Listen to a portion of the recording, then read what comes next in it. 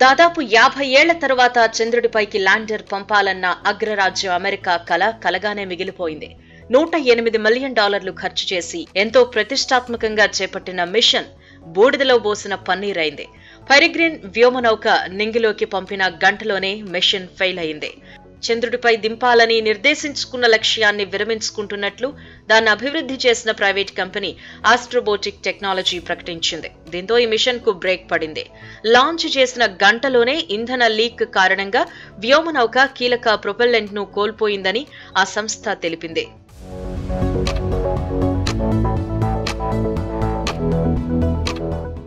సోమవారం Vulcan rocket ద్వారా ఫ్లోరిడాలోని Cape కెనవెరల్ space force station నుంచి పెరిగ్రిన్ ను నింగిలోకి ప్రయోగించింది నాసా. నిప్పులు చిమ్ముకుంటూ నింగిలోకి వెళ్లిన తర్వాత వ్యోమనౌకలో ఇబ్బంది తలెత్తింది. ల్యాండర్ కు సంబంధించిన సౌర ఫలకం సూర్యుడికి అభిముఖంగా లేదని ఇంజనీర్లు గుర్తించారు. ప్రొపెల్లెంట్ కోల్పోవటం వల్లే ఈ సమస్య తలెత్తినట్టు వెల్లడించారు. దీనివల్ల పెరిగ్రిన్ బ్యాటరీల ఛార్జింగ్ కోసం కావలసిన విద్యుదుత్పత్తి జరగడం లేదని చెప్పారు. బ్యాటరీల సమస్యను ఎట్టకేలకు శాస్త్రవేత్తలు పరిష్కరించారు. కానీ ప్రొపెల్లెంట్ కోల్పోవటం వల్ల తలెత్తిన అసలు సమస్యను మాత్రం సరిచేయలేకపోయామని వెల్లడించారు.